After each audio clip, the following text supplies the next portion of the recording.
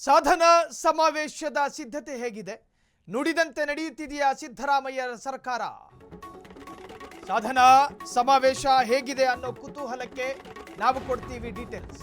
ನುಡಿದಂತೆ ನಡೆಯುತ್ತಿದೆಯಾ ಕಾಂಗ್ರೆಸ್ ಸರ್ಕಾರ? ರಾಜ್ಯದ ಕೈ ನಾಯಕರ ಶಕ್ತಿ ಹೆಚ್ಚಿಸುತ್ತಾ ಸಮಾವೇಶ. ಕಲ್ಪತರು ನಾಡಿನಲ್ಲಿ ಸರ್ಕಾರದ ಶಕ್ತಿ ಪ್ರದರ್ಶನಕ್ಕೆ ಸಕಲ ಸಿದ್ಧತೆ. ಬೃಹತ್ ಬಲ ಪ್ರದರ್ಶನಕ್ಕೆ ಸಜ್ಜಾದ ಸಿದ್ದರಾಮಯ್ಯ ಅಂಡ್ ಟೀಮ್ ಅರ್ಥಾತ್ ಸರ್ಕಾರ. ಹೇಗಿದೆ ಗೊತ್ತಾ ಸರ್ಕಾರದ ಸಿದ್ಧತೆ? ಕಲ್ಪತರು ನಾಡಿನಲ್ಲಿ ಕೈ ಸರ್ಕಾರ ಈಗ ಪ್ಲಾನ್ ಮಾಡ್ಕೊಂಡಿದೆ. ಈ ಬಗ್ಗೆ ಗೃಹ ಸಚಿವರು ಮಾತನಾಡಿದ್ದಾರೆ, ನೋಡ್ಕೊಂಡು ಬರೋಣ. ಊರಿನಲ್ಲಿ ನಾಳೆ ಸಮಾವೇಶವನ್ನು ಇಟ್ಕೊಂಡಿದ್ದೇವೆ.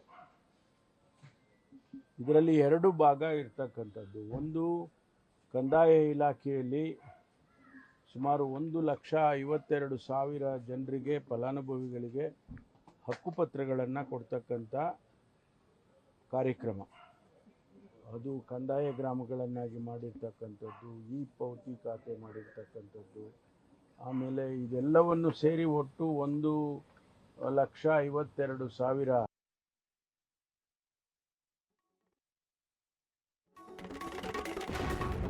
ಹಾಗೆ ನಮ್ಮ ಸರ್ಕಾರ ಅಧಿಕಾರಕ್ಕೆ ಬಂದು 3 ವರ್ಷ ಆಯ್ತು.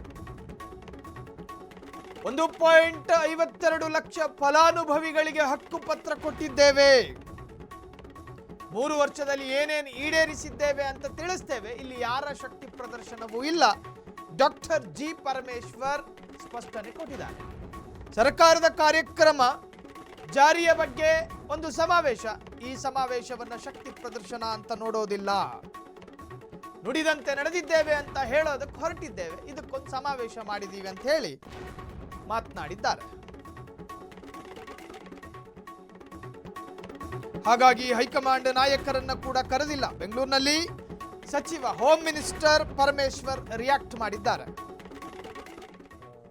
ಜನರಿಗೆ ನಾವು ಫಲಾನುಭವಿಗಳಿಗೆ ಹಕ್ಕುಪತ್ರಗಳನ್ನು ಕೊಡ್ತಾ ಇದ್ದೇವೆ. ಇದು ಒಂದು ಭಾಗ. ಎರಡನೇದು, ನಮ್ಮ ಸರ್ಕಾರ ಅಧಿಕಾರಕ್ಕೆ ಬಂದು 3 ವರ್ಷ ಆಗಿದೆ. ನಾವು ಜನತೆಗೆ, ರಾಜ್ಯದ ಜನತೆಗೆ ನಮ್ಮ ಪ್ರಣಾಳಿಕೆಯ ಮೂಲಕ ಅನೇಕ ಭರವಸೆಗಳನ್ನು ಕೊಟ್ಟಿದ್ವಿ. ಅದೆಲ್ಲವನ್ನು ಈಡೇರಿಸ್ತೀವಿ 5 ವರ್ಷದಲ್ಲಿ ಅಂತ ಕೂಡ ನಾವು ಹೇಳ್ಕೊಂಡಿದ್ದೇವೆ. ಈ 3 ವರ್ಷದಲ್ಲಿ ಏನೆಲ್ಲ ಮಾಡಿದ್ದೇವೆ ಅನ್ನೋದನ್ನು ಕೂಡ ನಾವು ತಿಳಿಸ್ಬೇಕಾಗ್ತದೆ. ರಾಜ್ಯದ ಜನತೆ ಅವರಿಗೆ ಅದನ್ನು ತಿಳ್ಕೊಳ್ತಕ್ಕಂಥ ಹಕ್ಕಿದೆ ಅವರಿಗೆ. ಹಾಗಾಗಿ ಅದನ್ನು ಕೂಡ ನಾವು ಈ ಕಾರ್ಯಕ್ರಮದಲ್ಲಿ ಮಾಡ್ತಾ ಇದ್ದೇವೆ. ಟವರ್ ಜಿಲ್ಲೆಯಲ್ಲಿ ಆಗ್ತಾ ಇದೆ. ಎಲ್ಲ ಒಂದು ಕಡೆ ಪರಮೇಶ್ವರ್ ಅವರ ಶಕ್ತಿ ಪ್ರದರ್ಶನ ಆಗ್ತಿದೆ ಅನ್ನೋದು ಚರ್ಚೆ. ಇಲ್ಲಿ ಯಾರ ಶಕ್ತಿ ಪ್ರದರ್ಶನನೂ ಇಲ್ಲ. ಇದು ಸರ್ಕಾರದ ಕಾರ್ಯಕ್ರಮಗಳನ್ನು ನಾವು ಅನುಷ್ಠಾನ ಮಾಡಿದ್ದೀವಿ ಅಂತ ಹೇಳೋದು ಬಿಟ್ಟರೆ, ನನಗೆ ವೈಯಕ್ತಿಕವಾಗಲಿ ಅಥವಾ ಬೇರೆಯವರಿಗಾಗಲಿ ಅದು ಆ ರೀತಿ ನಾವು ನೋಡೋದಿಲ್ಲ. ಶಕ್ತಿ ಪ್ರದರ್ಶನದ ದೃಷ್ಟಿಯಲ್ಲಿ ನಾವು ನೋಡಲ್ಲ. ನಮಗೆ ಜನಗಳಿಗೆ ಕೊಟ್ಟಿರ್ತಕ್ಕಂಥ ಮಾತನ್ನು ಉಳಿಸ್ಕೊಂಡಿದ್ದೇವೆ, ನುಡಿದಂತೆ ನಡೆದಿದ್ದೇವೆ ಅಂತ ಹೇಳಬೇಕಾಗುತ್ತೆ. ಅದನ್ನು ಹೇಳೋದಕ್ಕೆ ಹೊರಟಿದ್ದೇವೆ. ಇಲ್ಲ, ನಾವು ಇದು ಸರ್ಕಾರಿ ಕಾರ್ಯಕ್ರಮದ ಹೊರತು ಇದೇನು ಪಕ್ಷದ ಕಾರ್ಯಕ್ರಮ ಅಲ್ಲ. ಯಾರು ಕೂಡ ಹೈಕಮಾಂಡಿಂದ ನಾವು ಕರೆದಿಲ್ಲ. Because it is a government program. ತುಮಕೂರಿನಲ್ಲಿ ನಾಳೆ ಸಮಾವೇಶವನ್ನು ಇಟ್ಕೊಂಡಿದ್ದೇವೆ.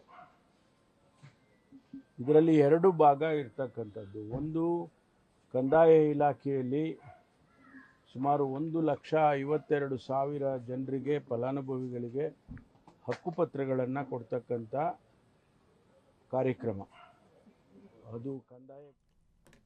ನಾವು ನುಡಿದಂತೆ ನಡೆದಿದ್ದೇವೆ ಅನ್ನುವುದರ ಸಾಬೀತು ವೇದಿಕೆ ಇದು. ಸರ್ಕಾರ ಅಂದ್ರೆ ಏನು? ಸರ್ಕಾರ ಅಂದರೆ ರಾಜ್ಯಭಾರ ಮಾಡುವಂತಹ ಸಾಂವಿಧಾನಿಕವಾದಂತಹ ಒಂದು ಜವಾಬ್ದಾರಿಯುತ ಸ್ಥಾನ. ಆ ಸರ್ಕಾರ ಮಾಡಿರುವುದನ್ನು ಜನರ ಅನುಭವಕ್ಕೆ ಬರಬೇಕು, ಜನರ ಮನಸ್ಸನ್ನು ಸ್ಪರ್ಶ ಮಾಡಿರಬೇಕು. ನಾನು ಮಾಡಿದೆ ಅಂತೇಳಿ ವಿಶಾಲವಾದ ವೇದಿಕೆ ಕಟ್ಟಿ ಹೇಳ್ಕೊಳ್ಳೋದಲ್ಲ. ಈ ರಾಜ್ಯದ ಪ್ರತಿಯೊಬ್ಬ ಮನುಷ್ಯನ, ಪ್ರತಿಯೊಬ್ಬ ನಾಗರಿಕನ ದೇಹ ಮತ್ತು ತ್ರಿಕರ್ಣಕ್ಕೂ ಸ್ಪರ್ಶ ಆಗಿರಬೇಕದು. ಮೈ ಕಟ್ಕೊಂಡು ನೀವು ಎಷ್ಟು ಹೇಳಿದ್ರೆ ಏನಂತೆ, ಸ್ಪರ್ಶ ಆಗಿರಬೇಕು. ಸರಿ, ಈಗ ಇದರ ಭಾಗವಾಗಿದೆ. ಯಾವ ಶಕ್ತಿ ಪ್ರದರ್ಶನವೂ ಅಲ್ಲ ಅಂತ ಹೇಳಿ ಹೇಳ್ತಾರೆ ಜಿ ಪರಮೇಶ್ವರ್ ಅವರು. ಗಡ್ಡಿ ಮುರಿದ ಹಾಗೆ ಹೇಳ್ತಾರೆ. ನಾವು ಯಾವುದೇ ನಮ್ಮ ಬಲ ಪ್ರದರ್ಶನಕ್ಕೂ ಈ ಪ್ಲಾನ್ ಅಲ್ಲ. ನಮ್ಮ ಪೊಲಿಟಿಕಲ್ ಅಥವಾ ಒಂದು ಸಮುದಾಯದ ಶಕ್ತಿ ಪ್ರದರ್ಶನಕ್ಕೂ ಈ ವೇದಿಕೆ ಅಲ್ಲ. ಬದಲಾಗಿ ಏನು ಅಂತ ಕೇಳಿದ್ರೆ ನಮ್ಮ ಸರ್ಕಾರ ಮಾಡಿರ್ತಕ್ಕಂತಹ ಸಾಧನೆಯನ್ನು ವೈಭವೀಕರಿಸುವ ಒಂದು ಪಾರದರ್ಶಕ ವೇದಿಕೆ ಅಂಥೇಳಿ ಜಿ ಪರಮೇಶ್ವರ್ ಹೇಳಿದ್ದನ್ನು ನೀವು ಈಗಾಗಲೇ ಕೇಳಿಸ್ಕೊಂಡ್ರಿ. ಒಟ್ಟಾರೆ ಈ ಸಮಾವೇಶಕ್ಕೆ ಸಕಲ ಸಿದ್ಧತೆಗಳು ಕೂಡ ನಡೀತಾ ಇದೆ.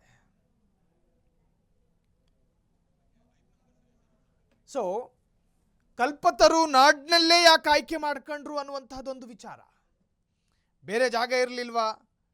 ಕಲ್ಪತರು ನಾಡಿನಲ್ಲೇ ಯಾಕೆ?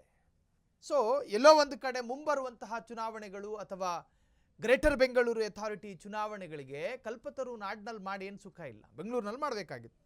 ಆದರೂ ಕೂಡ ಎಲ್ಲೋ ಒಂದು ಕಡೆ ಪೊಲಿಟಿಕಲ್ ರೀಸನ್ ಆಧಾರದಲ್ಲೇ ಈ ಕಾರ್ಯಕ್ರಮ ನಡೀತಾ ಇದೆ ಎನ್ನುವಂತಹದ್ದು ಈ ಸಮಾವೇಶದ ಉದ್ದಕ್ಕೂ ಕೂಡ ತಮ್ಮ ಕಾಂಗ್ರೆಸ್ ಪಕ್ಷ ನೀಡಿರ್ತಕ್ಕಂತಹ ಸಾಧನೆಯ ಬಗ್ಗೆ ಮಾತನಾಡೋದಕ್ಕೆ ಸಿದ್ಧತೆ ಆಗ್ತಾ ಇದೆ.